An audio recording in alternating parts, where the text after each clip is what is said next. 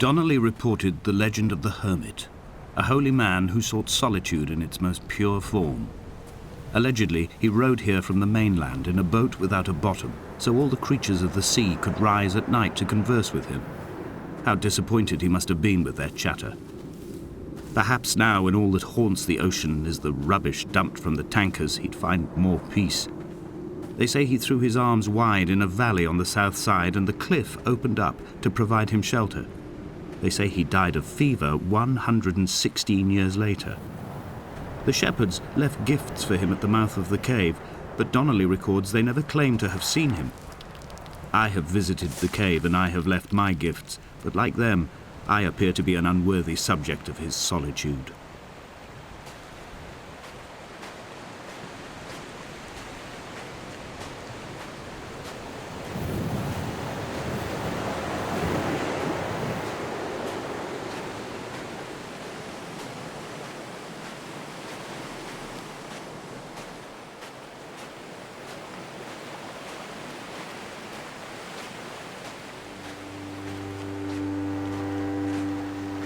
Those islands in the distance, I am sure, are nothing more than relics of another time, sleeping giants, somnambulist gods laid down for a final dreaming.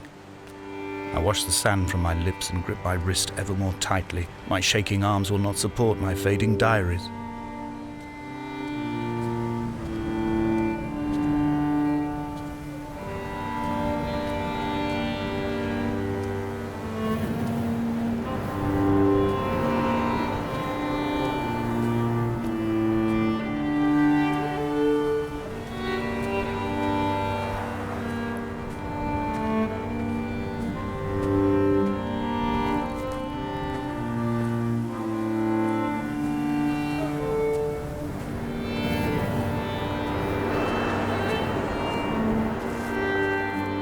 Donnelly's book had not been taken out from the library since 1974.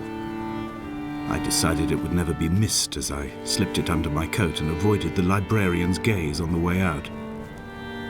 If the subject matter is obscure, the writer's literary style is even more so. It is not the text of a stable or trustworthy reporter. Perhaps it is fitting that my only companion in these last days should be a stolen book written by a dying man.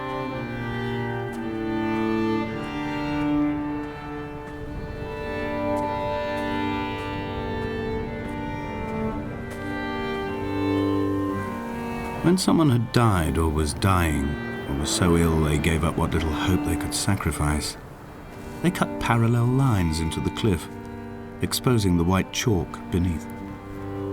You could see them from the mainland or the fishing boats, and know to send aid or impose a cordon of protection, and wait a generation until whatever pestilence stalked the cliff paths died along with its hosts.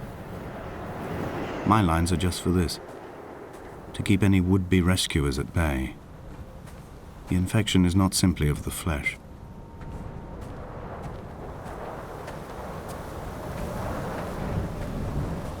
They were God-fearing people, those shepherds. There was no love in the relationship. Donnelly tells me that they had one Bible that was passed around in strict rotation. It was stolen by a visiting monk in 1776, 2 years before the island was abandoned altogether.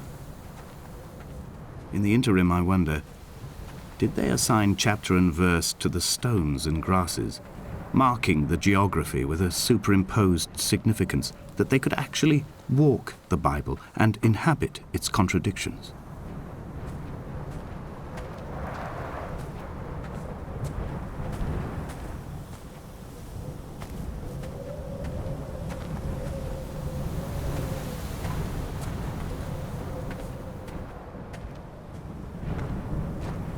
Dear Esther, I met Paul. I made my own little pilgrimage. My Damascus, a small semi-detached on the outskirts of Wolverhampton. We drank coffee in his kitchen and tried to connect to one another. Although he knew I hadn't come in search of an apology, reason or retribution, he still spiraled in panic, thrown high and lucid by his own dented bonnet. Responsibility had made him old. Like us, he'd already passed beyond any conceivable boundary of life. I find myself increasingly unable to find that point where the hermit ends and Paul and I begin. We are woven into a sodden blanket, stuffed into the bottom of a boat to stop the leak and hold back the ocean. My neck aches from staring up at the aerial. It mirrors the dull throb in my gut where I am sure I've begun to form another stone. In my dreams, it forms into a perfect representation of Lot's wife, head over her shoulder, staring along the motorway at the approaching traffic in a vacuum of fatalistic calm.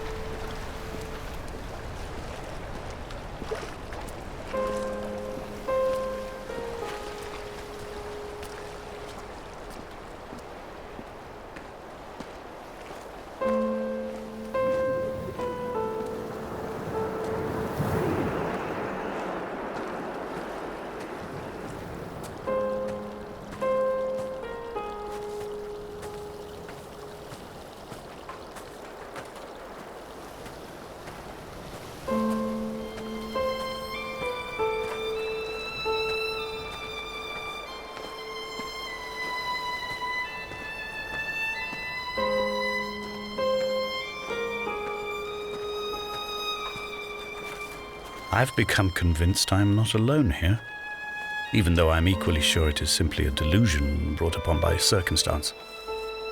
I do not, for instance, remember where I found the candles, or why I took it upon myself to light such a strange pathway. Perhaps it is only for those who are bound to follow.